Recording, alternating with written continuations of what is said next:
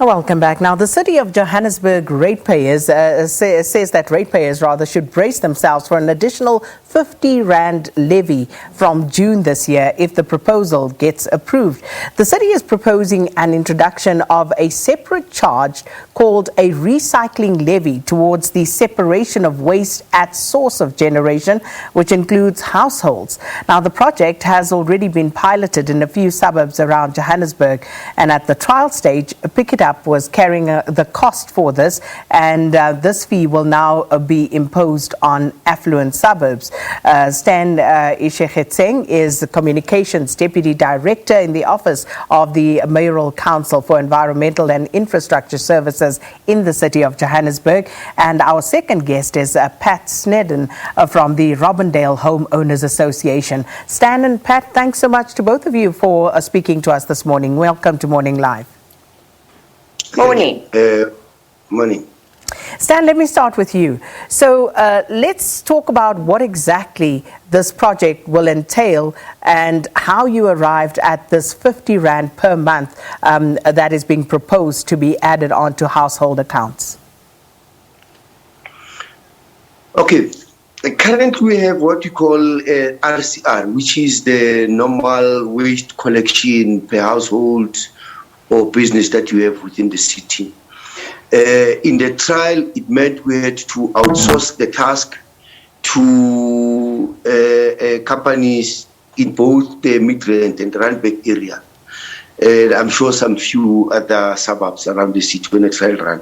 It means we must buy equipment, we must employ people that would be able to do that particular service, and we then give the residents an extra blue plastic bag where all the recyclable material must be put into.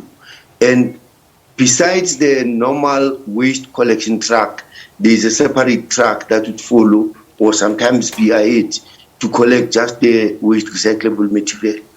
We think that the process would be able to assist, do two things. The current waste collectors would then be integrated into the system of waste recycling. And we will then give the much needed relief that a number of people in suburbs have been complaining about people, going through or foraging through their bins for whatever they need for purposes of recycling or generating income for themselves. But also the process is assisting the entire citizenry, because currently we have about 3 landfill sites, all of whom we expect to have been filled up in the next 3 years or so.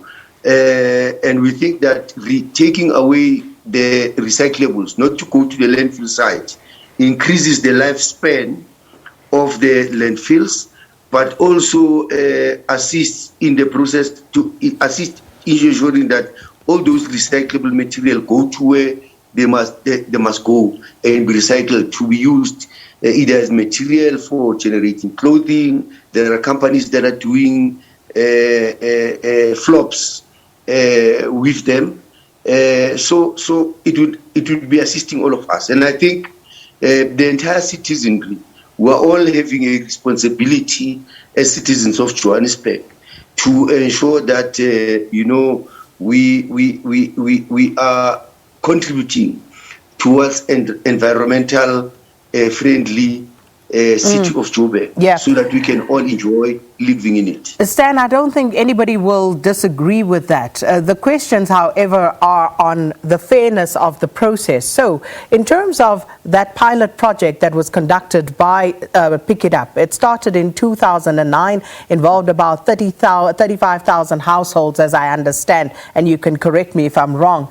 So, what did that entail? How much education has actually been done with the citizens of the city of, the residents of the City of Johannesburg, so that they are actually aware of and on board with what it is that the city is trying to implement? Well, on the areas where there has been, on the areas that are on the pilot, the citizenry in those areas have been educated. They know why they are getting the blue plastics, and they are separating these things from source. Where the problem, when the previous contract came to an end of the vehicles within the city, these trucks were not as regular whilst we are adjusting ourselves. And citizens were complaining to say, we've recycled things, we put them on the side, the truck is not coming. There is, in my understanding, an uptake and an interest and a commitment for some of our citizens, or most of our citizens, to this process of separating from source. And also the fact that in those areas you have lesser of the waste recycling people, that sometimes create an environment of unsafeness for the neighborhood. I mean, I've been called or invited in many suburbs where we had to go on and explain what these waste pickers are doing and so forth, and coming up with mitigating processes. So there is already some people who think that we should do better, and this is the better way that we think we're coming with. So, Pat, let me bring you into this will engage. This will engage a lot of debate, a lot of contribution from the community. I mean, the city in doing its things normally have ITP, integrated development plan, where they engage the city so that we have an engagement and fit, and then come up with a process that is acceptable for all. All right, let me bring Pat in. She would be, speaking on behalf of some of those residents that you are talking about that you would consult. Pat, what's your view as a representative of homeowners?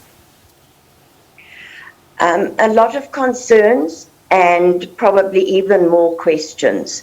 The concerns are the 50 Rand levy or tariff. Is this going to be misappropriated funds once again, or is it going to go to the right sources? Over and above the 50 Rand tariff, we're going to be paying VAT on that. Also, the plastic bags that are going to be provided, is there an additional charge for that? We're really not sure about those issues. Excuse me. Also, to implement another service now, when service deliveries are so poor as it is it really wise? Also, there hasn't been a lot of communication. In fact, I wasn't aware of this program until a day or so ago. Are people aware of how they actually need to separate waste? For instance, plastic needs to be washed. Tins need to be washed out as well. So how much education has actually gone into before this system is implemented? I'm not sure that it's going to be a workable situation. For instance, in our area, we have so many depots where we can dispose of our waste. And judging by those sites, they're well utilized. And residents are very, very unhappy about paying an additional amount. Because over and above this, I see that there's also other tariff hikes that are going to be implemented. Excuse me. So a lot of questions, a lot of unhappiness amongst residents. So I'd like to know how those issues are going to be addressed. And Pat, let me give it back to you. I think I did also ask this question previously about the levels of education that was extended to the citizenry.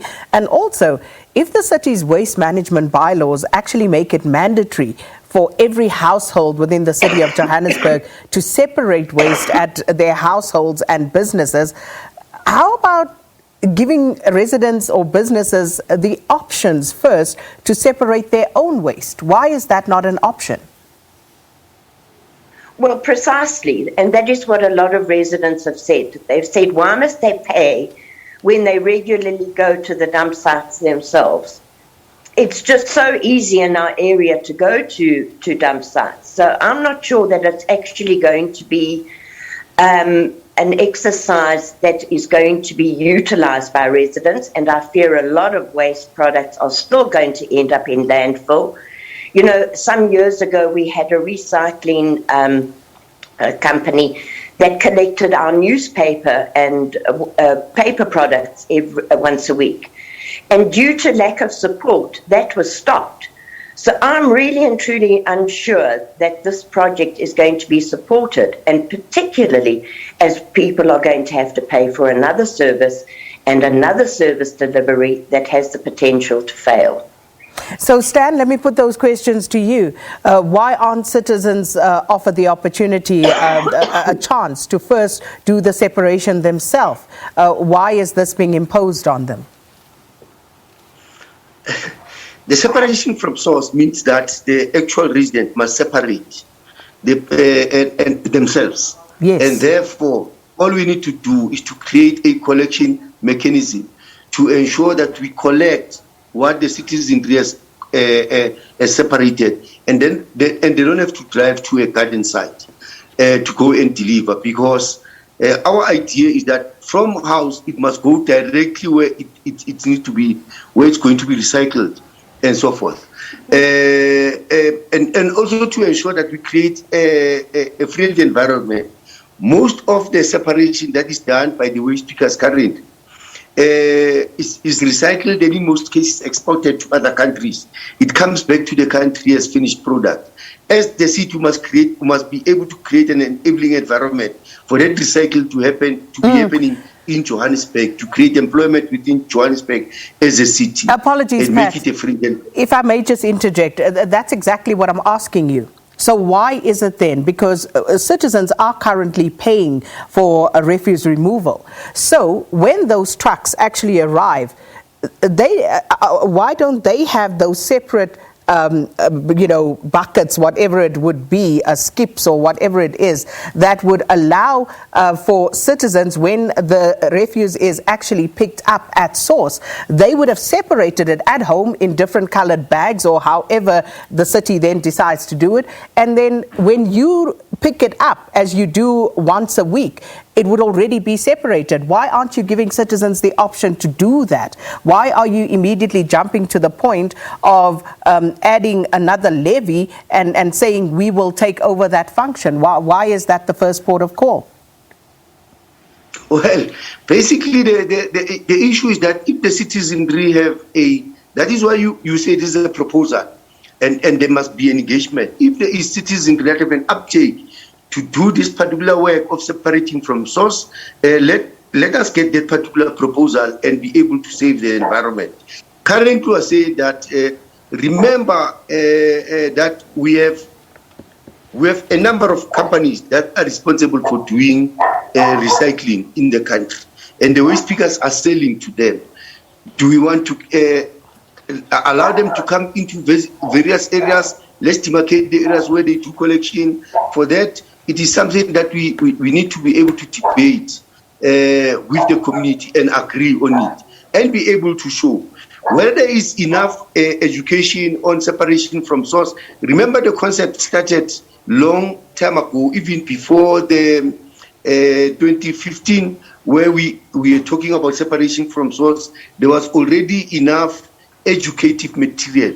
Is it stretching or have we done Where enough? was that where was the material? Who was it distributed to? Did every household in the city of Johannesburg actually get said material, Stan? Yeah. The first process was that in the areas where the trial was happening, information was given. That is why there was a positive uptake. And in those areas, if we get committees in those areas, you'd realize that almost every household on a weekly basis is separating, is giving a plastic, and we are not taking those things in the compact trucks that normally comes in and collect waste, because you have a separate truck that comes in to make these particular collections. Which trucks, of course, from a research and trial basis, to carry the cost, so that we don't give the burden of the research to the public. Now that we have come up with a research. Okay, let's pause it there, because we simply don't have sound coming through. But we're going to continue this conversation. I hope Pat and Stan are available to stay with us a little while longer. We have to unfortunately say goodbye to our SABC2 viewers at this point, and we'll see you again tomorrow. Leanne, this is where we have to leave it with SABC2. Indeed, and this is such a vital conversation. I'm so glad we're tackling it, because, I mean, I'd like to hear from Stan. I mean, this is just talking about waste, but I mean, again, the state of the City of Joburg is a big problem. And if I'm not mistaken, he's the communications director for infrastructure, right? What about the potholes on the roads? What about the lights that don't work? What about all of those things that we pay for, but we don't get their services? So now we got to pay more. Are we going to get the service? Well, it's as Pat was saying, there are other levies that are coming through as well, other increases that the citizens face. Yeah. So it's not just this 50 Rand levy. So there's quite a bit going on. So much. And at a time when people's finances are really stretched to the limit. But very unfortunately, we'll see you again tomorrow, our viewers on SABC2. We'll continue this on SABC News 404.